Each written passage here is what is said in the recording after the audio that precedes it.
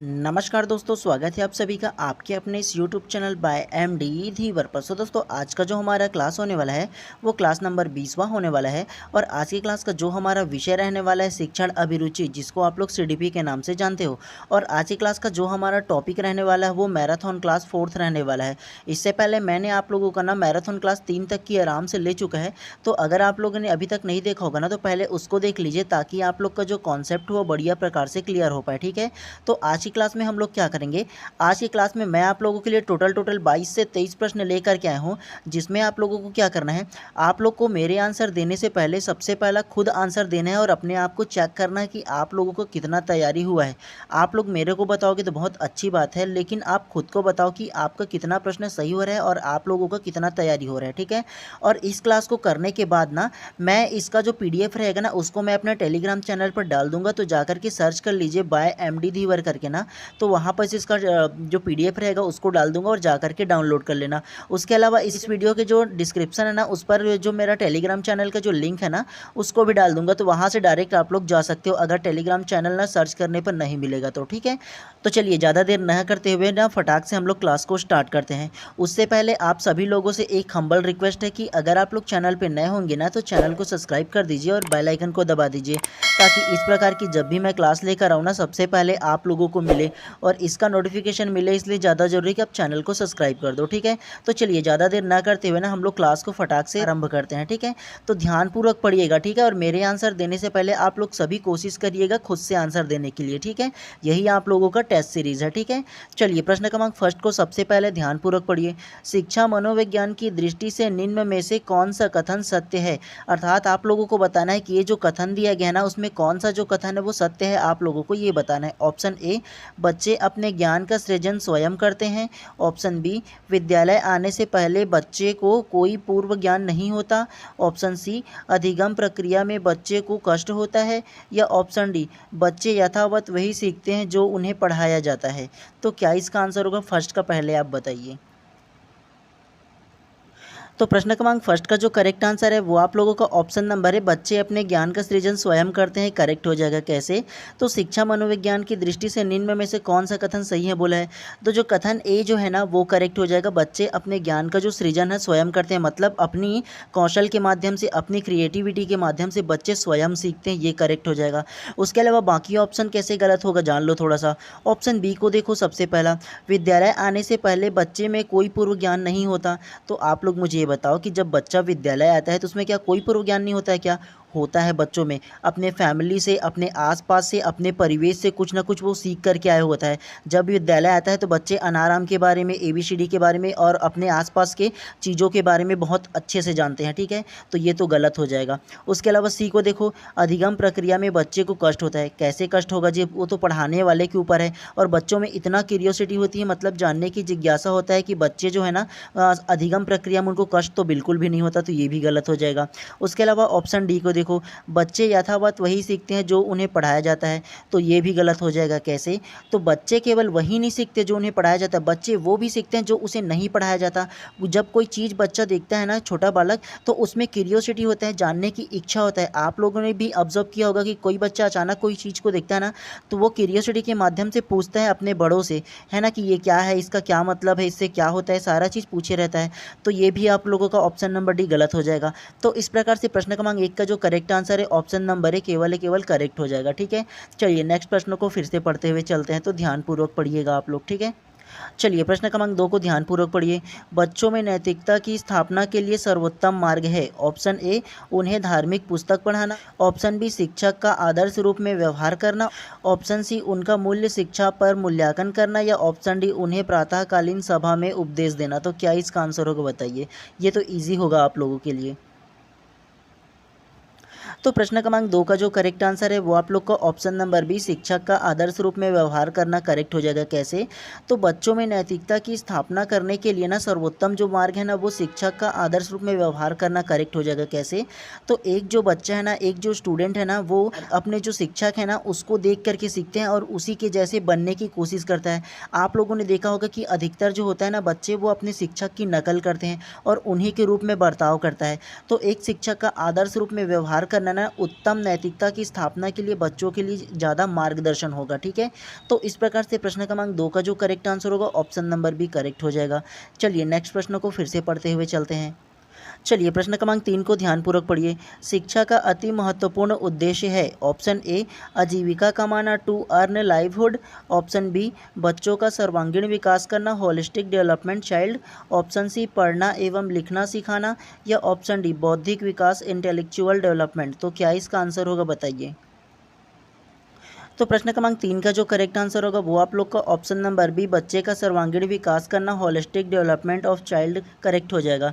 मुझे पता है कि अनेक लोगों ने ना ऑप्शन नंबर बी को ही करेक्ट हुआ है, क्योंकि मैंने अनेक क्लास में आप लोग को बताया हुआ ना कि शिक्षा का जो अति महत्वपूर्ण जो उद्देश्य होता है वो बच्चों का सर्वांगीण करना, मतलब उसका शारीरिक, मानसिक, बौद्धिक सभी प्रकार से ना उसका चहुमुखी विकास करना शिक्षा का उद्देश्य होता है। तो इस प्रकार से प्रश्न क्रमांक 3 का जो करेक्ट आंसर है ऑप्शन नंबर बी करेक्ट हो जाएगा। चलिए नेक्स्ट प्रश्न को फिर से पढ़ते हुए चलते हैं, तो ध्यानपूर्वक पढ़िएगा इसको भी। ठीक है, चलिए प्रश्न क्रमांक 4 को ध्यानपूर्वक पढ़िए। शिक्षा का उद्देश्य होना चाहिए, तो शिक्षा का क्या उद्देश्य होना चाहिए ये बताना है। अब इसका जो ऑप्शन है वो बदल गया है। ठीक है, तो ध्यानपूर्वक पढ़िएगा। ऑप्शन ए विद्यार्थियों में व्यावसायिक कुशलता का विकास करना। ऑप्शन बी विद्यार्थियों में सामाजिक जागरूकता तैयार करना। ऑप्शन सी विद्यार्थियों को परीक्षा के लिए तैयार करना, या ऑप्शन डी व्यवहारिक जीवन के लिए विद्यार्थी को तैयार करना। तो क्या इसका आंसर होगा पहले आप बताइए। तो प्रश्न क्रमांक 4 का जो करेक्ट आंसर है वो आप लोग का ऑप्शन नंबर डी व्यवहारिक जीवन के लिए विद्यार्थियों को तैयार करना करेक्ट हो जाएगा। कैसे, तो आप लोगों ने ऑब्जर्व किया होगा कि प्रश्न क्रमांक 3 और प्रश्न क्रमांक 4 का जो प्रश्न है ना वो सेम है, लेकिन ऑप्शन बदल दिया गया है। ठीक है, तो प्रश्न क्रमांक 4 का करेक्ट आंसर क्या होगा, ऑप्शन नंबर डी हो जाएगा, व्यवहारिक जीवन के लिए विद्यार्थी को तैयार करना करेक्ट हो जाएगा। कैसे, तो शिक्षा का जो उद्देश्य होता है ना वो बच्चों का सर्वांगीण विकास कर व्यवहारिक जीवन के लिए, मतलब जो प्रेजेंट में उसके जीवन जीने के लिए जो चीज़ चाहिए, जिस चीज़ की आवश्यकता होती है, उन सारी चीज़ को ना उसके अंदर डेवलप करके देना शिक्षा का महत्वपूर्ण उद्देश्य होता है। और व्यवहारिक जीवन के लिए विद्यार्थी को तैयार करना शिक्षा का परम उद्देश्य होता है। ठीक है, तो इस प्रकार से प्रश्न क्रमांक 4 का जो करेक्ट आंसर होगा ऑप्शन नंबर डी करेक्ट हो जाएगा। चलिए नेक्स्ट प्रश्न को फिर से पढ़ते हुए चलते हैं। चलिए प्रश्न क्रमांक 5 को ध्यानपूर्वक पढ़िए। एक शिक्षक को अपने विद्यार्थियों की क्षमताओं को समझने का प्रयास करना चाहिए। निम्न में से कौन सा क्षेत्र इस उद्देश्य के साथ संबंधित है। ऑप्शन ए शिक्षा समाजशास्त्र एजुकेशन सोशियोलॉजी। ऑप्शन बी सामाजिक दर्शन social philosophy. Option C media मनोविज्ञान मीडिया साइकोलॉजी, या ऑप्शन डी शिक्षा मनोविज्ञान एजुकेशन साइकोलॉजी। तो क्या इसका आंसर होगा बताइए पहले आप।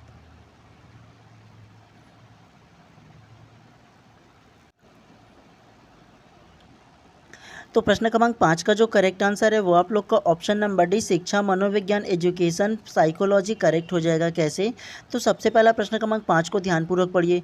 एक शिक्षक को अपने विद्यार्थी की क्षमताओं को समझने का प्रयास करना चाहिए। तो आप लोग मुझे ये बताओ कि आप भविष्य में शिक्षक बनना चाहते हो, और शिक्षक बनना चाहते हो तो इसके लिए आप जब कोर्स करोगे डीएलएड का ना या बीएड का ना, तो उसमें क्या होगा पता है, आप लोग का बाल विकास का एक सब्जेक्ट होगा। अभी भी आप लोग कॉम्पिटिशन एग्जाम दिला रहे हो तो आप लोगों का बाल विकास का एक सब्जेक्ट आ रहा है ना, जिसे आप लोग अभी पढ़ रहे हो। तो उसको पढ़ने का मतलब क्या होता है, शिक्षा मनोविज्ञान को समझना, मतलब जो बच्चों की जो साइकोलॉजी है, बच्चों की किस प्रकार सीखते हैं, उसका मनोविज्ञान कैसे होता है, मतलब उसकी मानसिक स्थिति किस किस प्रकार से बदलता है, कैसे बच्चे सीखते हैं, इन सारी चीज़ों को एक शिक्षक के रूप में आप लोग जान सको, इसलिए ये सब्जेक्ट लाया जाता है। क्योंकि आप लोग शिक्षा मनोविज्ञान को समझ सको इसके माध्यम से, और बच्चों का उचित विकास कर सको और उचित मार्गदर्शन कर सको, इसलिए। तो प्रश्न क्रमांक 5 भी सेम टू सेम वही कहा हुआ है। ठीक है, कि एक शिक्षक को अपने विद्यार्थी की क्षमताओं को समझने का प्रयास करना चाहिए, और प्रयास करने के लिए शिक्षा मनोविज्ञान जो है ना वो इसके उद्देश्य के संबंध में पूर्ण करता है, मतलब इसका जो उद्देश्य है ना उसको पूर्ण करता है। तो इस प्रकार से प्रश्न क्रमांक 5 का जो करेक्ट आंसर है ऑप्शन नंबर डी करेक्ट हो जाएगा। चलिए नेक्स्ट प्रश्नों को फिर से पढ़ते हुए चलते हैं। चलिए प्रश्न क्रमांक 6 को ध्यानपूर्वक पढ़िए। परिवार एक साधन है, तो परिवार एक कैसा साधन है आप लोग को बताना है। ऑप्शन ए अनौपचारिक शिक्षा का, इनफॉर्मल एजुकेशन। ऑप्शन बी औपचारिक शिक्षा का, फॉर्मल एजुकेशन। ऑप्शन सी दूरस्थ शिक्षा का, डिस्टेंस एजुकेशन, या ऑप्शन डी गैर औपचारिक शिक्षा का, नॉन फॉर्मल एजुकेशन। तो क्या इसका आंसर हो सकता है बताइए। तो प्रश्न क्रमांक 6 का जो करेक्ट आंसर है वो आप लोग का ऑप्शन नंबर है अनौपचारिक शिक्षा, इनफॉर्मल एजुकेशन करेक्ट हो जाएगा। कैसे? तो परिवार एक साधन है बोला है ना, तो परिवार एक अनौपचारिक शिक्षा का साधन है और औपचारिक शिक्षा का जो साधन है वो आप लोग का विद्यालय भवन है। ठीक है, अनौपचारिक शिक्षा का जो साधन है ना वो आप लोग का परिवार है, फैमिली है। अनौपचारिक कहने का मतलब ये है कि जो परिवार आपका है ना उसमें अच्छाई बुराई, क्या अच्छा है क्या बुरा, सारी चीज़ आप लोग जानते हो। ठीक है, मतलब परिवार में क्या है, अनौपचारिक मतलब इनफॉर्मल टाइप से भी आप लोग बात कर सकते हो, मतलब अपने बिहेव को तुरंत ही चेंज कर सकते हो, कभी गुस्सा में, कभी हंस करके, कभी और किसी भावनाओं से। लेकिन अगर कहीं आप लोग औपचारिक शिक्षा में जाओगे ना, मतलब विद्यालय में जाओगे, तो केवल आप लोग को एक स्टैंडर्ड लैंग्वेज मतलब हिंदी जैसी भाषा होगी ना तो उसमें बात करनी पड़ेंगी, केवल अच्छाइयों के बारे में बात करनी पड़ेंगी, क्या अच्छा है उस प्रकार से और क्या हमें आगे कर सकते हैं तो उस प्रकार से। तो अगर ऑफिशियल टाइप से बात करोगे तो वो आप लोग का फॉर्मल एजुकेशन होगा और अनऑफिशियल मतलब जो नॉर्मल बात करोगे ना, जैसे अपने मदर टंग जैसे लैंग्वेज में बात कर लो जैसे घर में, तो वो आप लोग का अनौपचारिक शिक्षा वाली बात हो जाएगा। ठीक है, तो इस प्रकार से प्रश्न क्रमांक 6 का जो करेक्ट आंसर है ऑप्शन नंबर 1 करेक्ट हो जाएगा। चलिए नेक्स्ट प्रश्नों को फिर से पढ़ते हुए चलते हैं। चलिए प्रश्न क्रमांक 7 को ध्यानपूर्वक पढ़िए। मानव विकास कुछ विशेष सिद्धांत पर आधारित है, निम्नलिखित में से कौन सा मानव विकास का सिद्धांत नहीं है? ऑप्शन ए अनुक्रमिकता सिक्वेंटियलिटी, ऑप्शन बी सामान्य से विशिष्ट general to specific, option C प्रतिवर्ती रिवर्सेबल या ऑप्शन डी निरंतरता कंटिन्यूटी। तो क्या इसका आंसर होगा बताइए पहले आप। तो प्रश्न क्रमांक 7 का जो करेक्ट आंसर है वो आप लोग का ऑप्शन नंबर सी प्रतिवर्ती रिवर्सिबल करेक्ट हो जाएगा। कैसे? तो मानव विकास कुछ विशेष सिद्धांत पर आधारित है, निम्नलिखित में से कौन सा मानव विकास का सिद्धांत नहीं है बोला है। तो मानव विकास का जो सिद्धांत नहीं है वो रिवर्सेबल नहीं है, मतलब प्रतिवर्ती नहीं है, ये बात आप लोग को याद रखना है। लेकिन मानव विकास का सिद्धांत ऑप्शन नंबर है अनुक्रमिकता है, उसके अलावा सामान्य से विशिष्ट की ओर है और उसके अलावा निरंतरता भी है। लेकिन जो मानव विकास का सिद्धांत नहीं है वो प्रतिवर्ती रिवर्सेबल सिर्फ नहीं है, ये बात आप लोगों को याद रखना है। तो इस प्रकार से प्रश्न क्रमांक 7 का जो करेक्ट आंसर होगा ऑप्शन नंबर सी करेक्ट हो जाएगा। चलिए नेक्स्ट प्रश्न को फिर से पढ़ते हुए चलते हैं। चलिए प्रश्न क्रमांक 8 को ध्यानपूर्वक पढ़िए।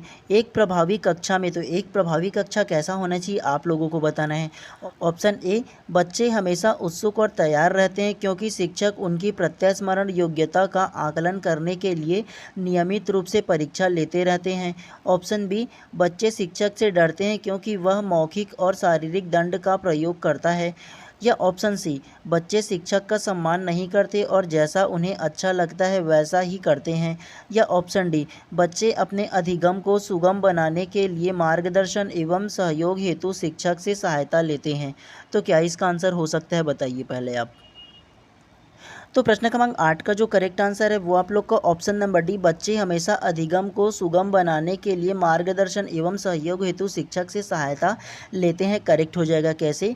तो एक प्रभावी कक्षा में बोला है, मतलब एक जो प्रभावी कक्षा है मतलब एक जो अच्छा जो कक्षा है उसकी क्या विशेषता होनी चाहिए। तो विशेषता ऑप्शन नंबर डी ना होनी चाहिए, बच्चे हमेशा अधिगम हेतु उत्सुक रहते हैं। अधिगम का जो मतलब होता है वो लर्निंग होता है, मतलब सीखना होता है। तो उसको सीखने के लिए बच्चे हमेशा शिक्षक से क्या लेते हैं, मार्गदर्शन में सहायक लेते हैं। तो ये करेक्ट हो जाएगा। बाकी सब गलत होगा। कैसे? ये जो ऑप्शन नंबर है ना वो पॉजिटिव टाइप से है, लेकिन लास्ट में देखोगे ना तो ये हमेशा परीक्षा लेते रहते हैं बोला है। तो परीक्षा हमेशा लेना ना ये निगेटिव होता है। ठीक है, तो ये बात आप लोग को याद रखना है। उसके अलावा ऑप्शन बी को देखोगे ना तो यहाँ शारीरिक दंड का बोला है। शारीरिक दंड तो फिर सभी में मना ही, आप लोग किसी भी प्रकार से बच्चे को दंड नहीं दे सकते। उसके अलावा ऑप्शन नंबर सी को देखो तो ये देखो सम्मान नहीं करते बोला है, तो बच्चे शिक्षक का सम्मान नहीं करते, तो ये भी निगेटिव पॉइंट्स हो जाएगा। केवल ऑप्शन नंबर जो डी है वो पॉजिटिव पॉइंट लग रहा है। ठीक है, और मैंने आप लोग को हमेशा बोला है कि सीडीपी में ना मतलब शिक्षण अभिरुचि में ना बच्चे कभी गलत नहीं होते। ठीक है, शिक्षक गलत हो सकते हैं, शिक्षण व्यवस्था गलत हो सकता है, स्कूल गलत हो सकता है, लेकिन बच्चे कभी गलत नहीं होते। ये बात आप लोगों को याद रखना है। बच्चों के ना पॉइंट ऑफ व्यू से आप लोग को हमेशा पॉजिटिव लेना है। ठीक है, तो इस प्रकार से प्रश्न क्रमांक 8 का जो करेक्ट आंसर होगा ऑप्शन नंबर डी करेक्ट हो जाएगा। चलिए नेक्स्ट प्रश्नों को फिर से पढ़ते हुए चलते हैं। चलिए प्रश्न क्रमांक 9 को ध्यानपूर्वक पढ़िए। शिक्षा मनोविज्ञान अधिक बल देते हैं, तो शिक्षा मनोविज्ञान किसे अधिक बल देते हैं आप लोगों को बताना है। ऑप्शन ए शिक्षक केंद्रित शिक्षा पर, ऑप्शन बी छात्र केंद्रित शिक्षा पर, ऑप्शन सी पाठचर्या केंद्रित शिक्षा पर या ऑप्शन डी विद्यालय केंद्रित शिक्षा पर। तो क्या इसका आंसर होगा बताइए। क्रमांक 9 का जो करेक्ट आंसर होगा वो आप लोग का ऑप्शन नंबर बी छात्र केंद्रित शिक्षा पर करेक्ट हो जाएगा। तो शिक्षा मनोविज्ञान अधिक बल जो देते हैं ना, और अभी का जो RTE है मतलब राइट टू एजुकेशन है, और अभी का जो हमारा जो नया NEP है ना मतलब न्यू एजुकेशन पॉलिसी जो है ना, वो भी यही कहता है कि छात्र केंद्रित शिक्षक होना चाहिए। ठीक है, पहले जो हम लोग का शिक्षा व्यवस्था होता था वो शिक्षक केंद्रित शिक्षा होता था, लेकिन अब छात्र केंद्रित शिक्षा होता है, मतलब छात्रों के अनुसार, छात्रों के जो माइंडसेट है उसके अनुसार जो शिक्षा है ना उसकी व्यवस्था किया गया है। ठीक है, तो इस प्रकार से प्रश्न क्रमांक 9 का जो करेक्ट आंसर होगा ऑप्शन नंबर बी करेक्ट हो जाएगा। चलिए नेक्स्ट प्रश्न को फिर से पढ़ते हुए चलते हैं, तो ध्यानपूर्वक आप लोग पढ़िएगा। ठीक है, चलिए प्रश्न क्रमांक 10 को ध्यानपूर्वक पढ़िए। मनोविज्ञान शाला उत्तर प्रदेश में कहाँ है? Option A Lucknow, option B Allahabad, option C Agra या ऑप्शन डी वाराणसी। तो क्या इसका आंसर होगा बताइए पहले आप। तो प्रश्न क्रमांक 10 का जो करेक्ट आंसर है वो आप लोग का option number B Allahabad correct हो जाएगा। तो मनोविज्ञान शाला जो उत्तर प्रदेश में कहाँ है बोला ना, तो उत्तर प्रदेश में मनोविज्ञान जो शाला है ना वो इलाहाबाद में करेक्ट हो जाएगा। ठीक है, तो इस प्रकार से प्रश्न क्रमांक 10 का जो करेक्ट आंसर है ऑप्शन नंबर बी करेक्ट हो जाएगा।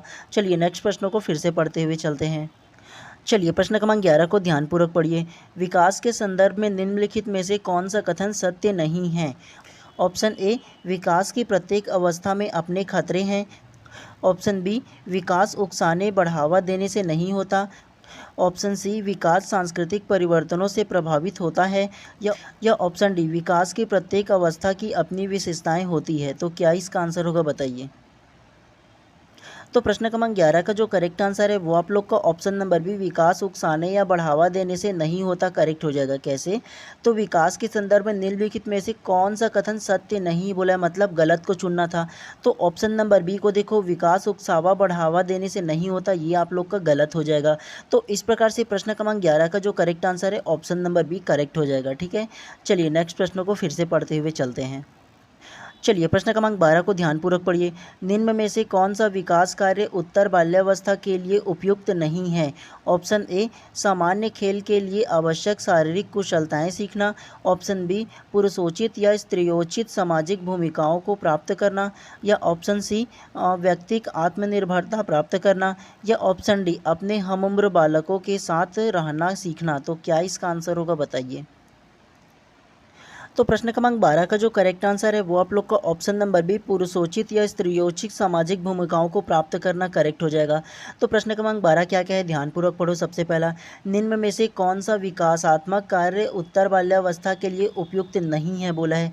तो विकासात्मक कार्य के लिए जो उपयुक्त नहीं है ना वो ऑप्शन नंबर बी हो जाएगा, पुरुषोचित या स्त्रियोचित सामाजिक भूमिकाओं को प्राप्त करना, इसमें जो है ना वो गलत हो जाएगा। ठीक है, तो इस प्रकार से प्रश्न क्रमांक 12 का जो करेक्ट आंसर होगा ऑप्शन नंबर बी करेक्ट हो जाएगा।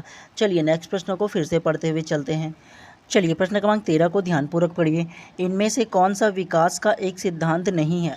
ऑप्शन ए विकास केवल संस्कृति से शामिल और निर्धारित होता है, ऑप्शन बी विकास जीवन पर्यंत होता है, ऑप्शन सी विकास वंशानुक्रम और वातावरण दोनों से प्रभावित होता है, या ऑप्शन डी विकास संशोधन योग्य होता है। तो क्या इसका आंसर होगा बताइए। तो प्रश्न क्रमांक 13 का जो करेक्ट आंसर होगा वो आप लोग का ऑप्शन नंबर है, विकास केवल संस्कृति से शामिल और निर्धारित होता है करेक्ट हो जाएगा। कैसे? तो प्रश्न क्रमांक 13 को पहले ध्यानपूर्वक पढ़ो। इनमें से कौन सा विकास का एक सिद्धांत नहीं है बोला है। तो विकास का जो सिद्धांत नहीं है वो ऑप्शन नंबर ए है, विकास केवल संस्कृति से शामिल और निर्धारित होता है। तो आप लोग मुझे ये बताओ कि जो विकास होता है, जो डेवलपमेंट होता है, वो केवल संस्कृति से निर्धारित हो जाएगा क्या? नहीं होगा ना। आप लोग का ये जो रहेगा ऑप्शन नंबर ए जो पॉइंट है वो गलत हो जाएगा ना, जो सिद्धांत नहीं है वो। बाकी ऑप्शन को देखोगे तो देखिए विकास जीवन पर्यंत होता है तो ये करेक्ट हो जाएगा। ऑप्शन सी को देखो, विकास वंशानुक्रम और वातावरण दोनों से प्रभावित होता है तो ये भी करेक्ट हो जाएगा। ऑप्शन नंबर डी को देखो, विकास संशोधन योग्य है होता है तो ये भी करेक्ट हो जाएगा। विकास जो होता है संशोधन योग्य होता है, मतलब आगे अपनी जो डेवलपमेंट है, अपने विकास को है उसको संशोधन कर सकते हो, मतलब सुधार सकते हो कि किस प्रकार से और आप लोगों में अच्छे गुणों का विकास हो पाए। तो इस प्रकार से प्रश्न क्रमांक 13 का जो करेक्ट आंसर है ऑप्शन नंबर ए करेक्ट हो जाएगा। चलिए नेक्स्ट प्रश्नों को फिर से पढ़ते हुए चलते हैं। चलिए प्रश्न क्रमांक 14 को ध्यानपूर्वक पढ़िए।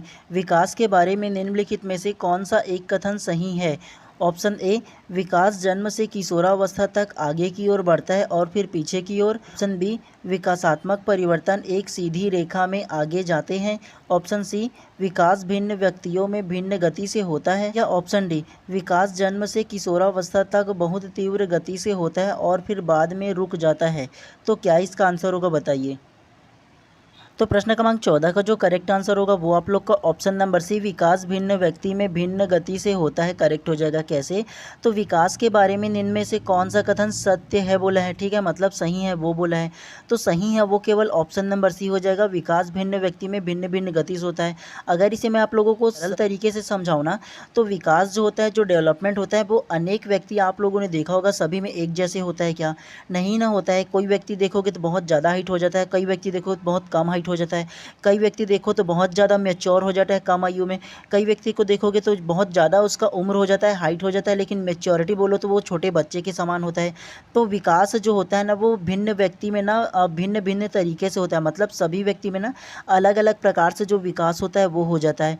तो इस प्रकार से प्रश्न क्रमांक 14 का जो करेक्ट आंसर है ऑप्शन नंबर सी करेक्ट हो जाएगा। चलिए नेक्स्ट प्रश्न को फिर से पढ़ते हुए चलते हैं। चलिए प्रश्न क्रमांक 15 को ध्यानपूर्वक पढ़िए। पाठ्य सहगामी क्रियाएं मुख्यतः संबंधित है। ऑप्शन ए छात्रों के सर्वांगीण विकास से, ऑप्शन बी शैक्षिक संस्थानों के विकास से, ऑप्शन सी छात्र के मानसिक विकास से, या ऑप्शन डी छात्रों के वृत्तिक विकास से। तो क्या इसका आंसर होगा बताइए। तो प्रश्न क्रमांक 15 का जो करेक्ट आंसर है वो आप लोग का ऑप्शन नंबर है, छात्रों के सर्वांगीण विकास से करेक्ट हो जाएगा। कैसे? तो सबसे पहले प्रश्न क्रमांक 15 को पढ़ो। पाठ्य सहगामी क्रियाएं मुख्यतः संबंधित है।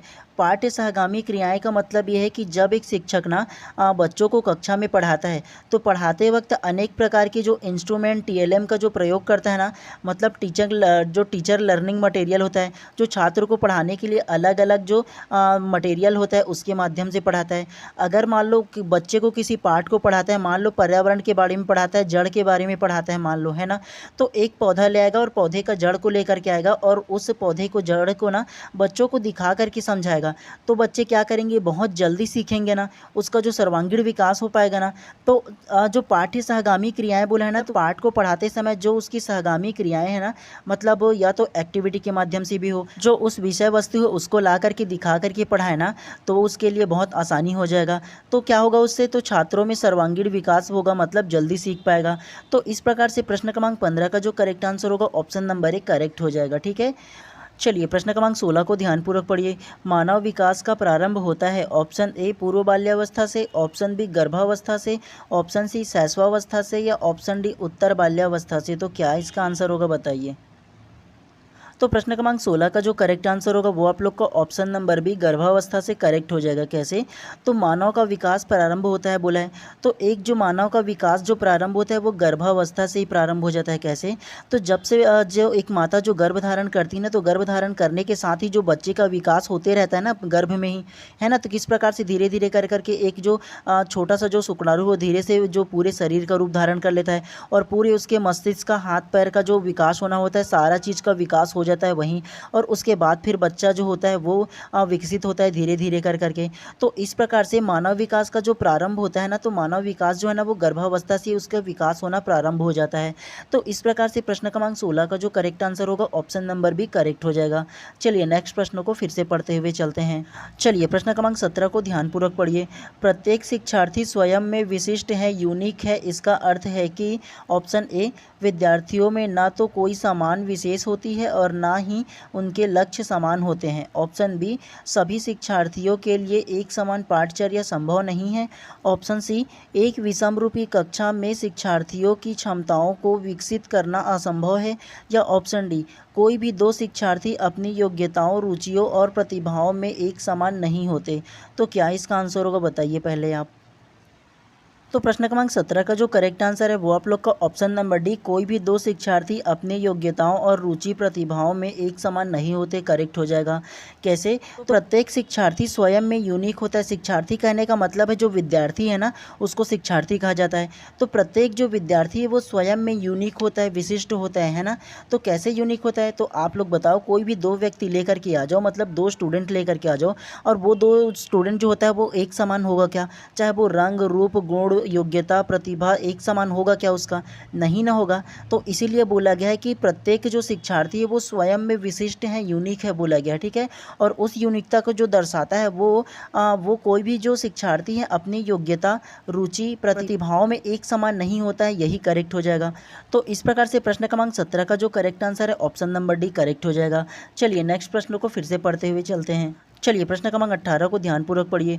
एक अच्छा अध्यापक विद्यार्थियों के मध्य बढ़ावा देता है। ऑप्शन ए प्रतियोगिता कंपटीशन की भावना को, ऑप्शन बी सहयोग कोऑपरेशन की भावना को, ऑप्शन सी प्रतिद्वंदिता रिवॉल्वरी की भावना को, या ऑप्शन डी तटस्थता न्यूट्रलिटी की भावना को। तो क्या इसका आंसर होगा बताइए पहले आप। तो प्रश्न क्रमांक 18 का जो करेक्ट आंसर होगा वो आप लोग का ऑप्शन नंबर बी सहयोग कोऑपरेशन की भावना को करेक्ट हो जाएगा। कैसे? तो एक अच्छा अध्यापक शिक्षार्थी के मध्य को बढ़ावा देता है। तो एक अच्छा अध्यापक कहने का मतलब एक अच्छा जो टीचर है ना, वो बच्चों के मध्य किस चीज़ को बढ़ावा देगा? सहयोग की भावना को ना बढ़ावा देगा। जी हैं, तभी ना बच्चों में आपसी संबंध प्रेम की भावना उत्पन्न होगा। प्रतिद्वंदिता की भावना को बढ़ावा देगा तो उसमें ईर्ष्या उत्पन्न हो जाएगा। ठीक है, उस प्रकार से करेंगे। तो अगर प्रतियोगिता की भावना भी करोगे तो वही होगा। ठीक है, तो इस प्रकार से प्रश्न क्रमांक 18 का जो करेक्ट आंसर होगा ना, ऑप्शन नंबर बी करेक्ट हो जाएगा। सहयोग कोऑपरेशन की भावना को जो ना एक जो शिक्षक है वो बढ़ावा देगा छात्रों में। ठीक है, चलिए प्रश्न क्रमांक 19 को ध्यानपूर्वक पढ़िए। शिवानी द्वारा पूछे गए प्रश्न का उत्तर शिक्षक तत्काल नहीं दे सकता है। शिक्षक की प्रतिक्रिया क्या होनी चाहिए? ऑप्शन ए शिक्षक द्वारा शिवानी को चुप करा देना चाहिए, ऑप्शन बी शिक्षक द्वारा शिवानी का ध्यान बटा देना चाहिए, ऑप्शन सी शिक्षक को कहना चाहिए कि मैं नहीं जानता हूँ, या ऑप्शन डी शिक्षक द्वारा इस प्रश्न का सही उत्तर बाद में समझ कर देना चाहिए। तो क्या इसका आंसर हो सकता है बताइए। तो प्रश्न क्रमांक 19 का जो करेक्ट आंसर है वो आप लोग का ऑप्शन नंबर डी शिक्षक द्वारा इस प्रश्न का सही उत्तर बाद में समझकर देना चाहिए करेक्ट हो जाएगा। मुझे पता है कि अनेक जो लोग हैं ना वो ऑप्शन नंबर डी को ही करेक्ट लिए होंगे। ठीक है, क्योंकि देखो शिवानी द्वारा पूछे गए एक प्रश्न का उत्तर शिक्षक जो है वो तत्काल नहीं दे सकता। हो सकता है वो पढ़ा रहा होगा उस समय, जो शिवानी है वो कुछ अलग टाइप से प्रश्न पूछ दिया होगा, मतलब विषय से अलग प्रश्न पूछ दिया होगा, तो तत्काल वो उसका उत्तर नहीं दे सकता। तो शिक्षक को क्या करना चाहिए? शिक्षक द्वारा प्रश्न का सही उत्तर बाद में समझकर देना चाहिए, यही ना करेक्ट होगा जी। तो इस प्रकार से प्रश्न क्रमांक 19 का जो करेक्ट आंसर होगा ऑप्शन नंबर डी करेक्ट हो जाएगा। चलिए नेक्स्ट प्रश्नों को फिर से पढ़ते हुए चलते हैं। चलिए प्रश्न क्रमांक 20 को ध्यानपूर्वक पढ़िए। प्राथमिक शिक्षक के लिए बाल मनोविज्ञान का ज्ञान आवश्यक है क्योंकि ऑप्शन ए यह बच्चों को अनुशासित बनाने में सहायता करता है, ऑप्शन बी परीक्षा के परिणाम में उन्नति होती है, ऑप्शन सी यह बच्चों को अभिप्रेरित करने के लिए सुविधाजनक तरीका बन जाता है, या ऑप्शन डी यह बच्चों के व्यवहार को समझने में शिक्षक की सहायता करता है। तो क्या इसका आंसर हो सकता है बताइए। तो प्रश्न क्रमांक 20 का जो करेक्ट आंसर होगा वो आप लोग का ऑप्शन नंबर डी यह बच्चों के व्यवहार को समझने में शिक्षक की सहायता करती है करेक्ट हो जाएगा। तो प्राथमिक शिक्षक के लिए मनोविज्ञान का ज्ञान आवश्यक क्यों है? मतलब जो बाल मनोविज्ञान है ना उसका ज्ञान क्यों आवश्यक है? हम लोग सीडीपी क्यों पढ़ रहे हैं? मतलब जो हमारा शिक्षण अभिरुचि हम लोग क्यों पढ़ रहे हैं? हम लोग का पढ़ने का मतलब क्या होता है? पढ़ने का मतलब यही ना कि हम लोग बच्चों की जो मनःस्थिति है उसको जान पाएँ, बच्चे किस प्रकार से सीखते हैं उसको जान पाएँ, बच्चे का व्यवहार को समझ पाएँ। तो अगर हम लोग इन सारी चीज़ को समझ पाएंगे तभी ना एक अच्छा शिक्षक बनेंगे। जो बच्चों किस प्रकार से सीखते हैं जान पाएंगे तभी ना उसके अनुसार बच्चों को पढ़ा पाएंगे, उसको क्या सही है क्या गलत बता पाएंगे, उसको किस प्रकार से सीखना है ये बता पाएंगे। तो इसीलिए हम लोग का जो सीडीपी ना पढ़ने का उद्देश्य रहता है। ठीक है, बच्चों के व्यवहार को समझना, उसके जो मनोविज्ञान है उसका जो मनःस्थिति है उसको समझने के लिए हमारा जो सीडीपी विषय है ना शिक्षण अभिरुचि वो हमें पढ़ाया जाता है शिक्षण में। ठीक है, तो इस प्रकार से प्रश्न क्रमांक 20 का जो करेक्ट आंसर है ऑप्शन नंबर डी करेक्ट हो जाएगा। चलिए नेक्स्ट प्रश्न को फिर से पढ़ते हुए चलते हैं। चलिए प्रश्न क्रमांक 21 को ध्यानपूर्वक पढ़िए। अपनी कक्षा के बच्चों को उनकी अपनी अवधारणाओं को बदलने में आप किस प्रकार सहायता करेंगे? ऑप्शन ए यदि बच्चे की अवधारणा गलत हो तो उन्हें दंड देकर, ऑप्शन बी तथ्यात्मक जानकारी देकर, ऑप्शन सी अवधारणाओं के बारे में बच्चों को अपनी समझ को व्यक्त करने का अवसर देकर, और इसमें तो ऑप्शन डी है ही नहीं, केवल 3 है। तो आप लोग तो आराम से इसका आंसर दे सकते हो। तो क्या इसका पॉजिटिव आंसर होगा बताइए पहले आप। तो प्रश्न क्रमांक 21 का जो करेक्ट आंसर है वो आप लोग का ऑप्शन नंबर भी तथ्यात्मक जानकारी देकर करेक्ट हो जाएगा। मुझे पता है कि अनेक जो लोग होंगे ना ऑप्शन नंबर सी को मार दिए होंगे। क्यों ये ऑप्शन नंबर सी गलत होगा ये सबसे पहला जान लो कि देखो अवधारणाओं के बारे में बच्चों को अपनी समझ को व्यक्त करने का अवसर देकर। चलिए अवधारणा के बारे में मैं आप लोगों को थोड़ा सा एक बताता हूँ। ठीक है, किस प्रकार की अवधारणा हो सकता है। ठीक है, मान लो एक जो बच्चा है वो कक्षा 6वीं में एडमिशन लिया, और एडमिशन लेने के बाद उसका जो एक मित्र है जो वहीं उसी विद्यालय में पहले पढ़ रहा था, तो उसके मित्र ने कहा कि गणित को जो शिक्षक है ना वो बहुत ज़्यादा डांटते हैं तो बच करके रहना उससे। तो ऐसा वो बोल दिया। अब ये जो नया एडमिशन लिया बच्चा है वो गणित के जो शिक्षक है उसके विषय में क्या अवधारणा बना लेगा? वो अवधारणा बना लेगा कि नहीं यार बच के रहना उससे, वरना तो ये कूट डालेगा हमको, ऐसा बोल कर, ऐसा उसकी अवधारणा बन जाएगा। तो उसके अवधारणा को दूर करने के लिए उसे तथ्यात्मक जानकारी न दोगे जी आप हैं। जब बोलोगे ना कि नहीं बेटा, अगर कि बच्चे किसी को डांटे हैं तो कोई वजह होगा, स्पेसिफिक वजह होगा, तब ना किसी बच्चे को डांटे हैं। क्या हर बच्चा को वो शिक्षक डांटता है क्या? नहीं ना डांटता है। तो इस प्रकार से आप उसकी अवधारणाओं को तथ्यात्मक जानकारी दे करके सही करोगे ना, कि आप लोग उसको एक्सप्लेन करने का मौका दोगे। तो एक्सप्लेन करने का मौका भी दोगे तो वो क्या व्यक्त कर पाएगा कि अपनी जो बात है उसको, अपनी जो अवधारणा बना ली है जो बच्चा, उसको कर पाएगा क्या? नहीं ना कर पाएगा। तो प्रश्न क्रमांक 21 भी क्या कहे, अपनी कक्षा के बच्चों को उनकी अपनी अवधारणाओं को बदलने के लिए आप किस प्रकार की सहायता करेंगे, मतलब एक शिक्षक के रूप में किस प्रकार से उसे सहायता करेंगे। तो आप जो शिक्षक के रूप में उसे तथ्यात्मक जानकारी न दोगे जी। तो इस प्रकार से प्रश्न क्रमांक 21 का जो करेक्ट आंसर होगा ऑप्शन नंबर बी करेक्ट हो जाएगा। चलिए नेक्स्ट प्रश्नों को फिर से पढ़ते हुए चलते हैं। चलिए प्रश्न क्रमांक 22 को ध्यानपूर्वक पढ़िए। वह अवस्था जो कि माता के 21 गुणसूत्र जोड़े के अलग ना हो पाने के कारण होती है कहलाती है। Option A down syndrome, option B Klinefelter syndrome, option C Turner syndrome या ऑप्शन डी विल्सन सिंड्रोम। तो क्या इसका आंसर होगा बताइए। तो प्रश्न क्रमांक 22 का जो करेक्ट आंसर है वो आप लोग का ऑप्शन नंबर है डाउन सिंड्रोम करेक्ट हो जाएगा। कैसे? तो वह अवस्था जो कि माता के 21 गुणसूत्र जोड़े के अलग ना हो पाने के कारण जो होता है ना, वो डाउन सिंड्रोम होता है। अब इस प्रश्न को मैं आप लोगों को थोड़े से सरल तरीके से समझा देता हूँ, ठीक है। आप लोगों को पता होगा कि एक महिला और एक जो पुरुष में होता है वो 46 गुणसूत्र होते हैं, और 46 गुणसूत्र में 23 जो गुणसूत्र होते हैं वो दोनों मिलते हैं, और दोनों के मिलने पर एक जो बच्चा होता है उसका जन्म होता है। मतलब 46 गुणसूत्र लेकर के वो बच्चा जो होता है वो पैदा होता है, ठीक है। और मान लो कि जो माता है ना, उसके 21वें गुणसूत्र जोड़े के अलग ना हो पाने के कारण जो होता है ना, वो डाउन सिंड्रोम होता है, ठीक है। और उसके अलावा आप लोग को पता होगा कि जो 46 गुणसूत्र हैं उसमें से 23 गुणसूत्र मिलते हैं, और 23 गुणसूत्र में से एक भी गुणसूत्र कम ज़्यादा हुआ ना, तो वो जो बालक है वो दिव्यांग पैदा हो जाता है। आप लोग को पता होगा, किसी न किसी चीज़ की कमी हो जाता है, आप लोग को पता होगा। तो इस प्रकार से प्रश्न क्रमांक 22 का जो करेक्ट आंसर है ऑप्शन नंबर है डाउन सिंड्रोम करेक्ट हो जाएगा, ठीक है। तो ये बात आप लोगों को याद रखनी है। चलिए आज की क्लास के अंतिम प्रश्न को ध्यानपूर्वक पढ़ते हैं, तो ध्यान से आप लोग पढ़िएगा, ठीक है। चलिए प्रश्न क्रमांक 23 को ध्यानपूर्वक पढ़िए। बाल मनोविज्ञान का क्षेत्र है। ऑप्शन ए केवल शैशवावस्था की विशेषताओं का अध्ययन, ऑप्शन बी केवल गर्भावस्था की विशेषताओं का अध्ययन, ऑप्शन सी केवल बाल्यावस्था की विशेषताओं का अध्ययन, या ऑप्शन डी गर्भावस्था से किशोरावस्था की अवस्थाओं का अध्ययन। तो क्या इसका आंसर होगा बताइए। तो प्रश्न क्रमांक 23 का जो करेक्ट आंसर है ऑप्शन नंबर डी गर्भावस्था से किशोरावस्था की विशेषताओं का अध्ययन करेक्ट हो जाएगा। मुझे पता है कि अनेक लोग जो होंगे ना ऑप्शन नंबर डी को ही करेक्ट मान लिए होंगे, क्योंकि उसमें मेच्योरिटी इतनी आ गई है कि वो आराम से इस प्रकार के प्रश्न का आंसर दे सकते हैं, ठीक है। तो बाल मनोविज्ञान का जो क्षेत्र है ना, वो आप लोग का गर्भावस्था से किशोरावस्था की विशेषताओं का अध्ययन करेक्ट हो जाएगा। तो इस प्रकार से प्रश्न क्रमांक 23 का जो करेक्ट आंसर है वो आप लोग का ऑप्शन नंबर डी करेक्ट हो जाएगा।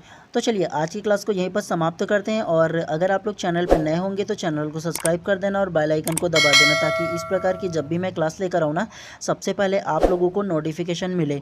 और नोटिफिकेशन मिले इसलिए ज़्यादा जरूरी है कि आप चैनल को सब्सक्राइब कर दो, ठीक है। और आप लोगों को इसी प्रकार के फ्री ऑफ कॉस्ट में क्लास लेकर आऊँ ना, तो इसके लिए ज़्यादा जरूरी है कि आप चैनल को सब्सक्राइब कर दो, ठीक है। चलिए मिलते हैं इसी प्रकार किसी नेक्स्ट क्लास में।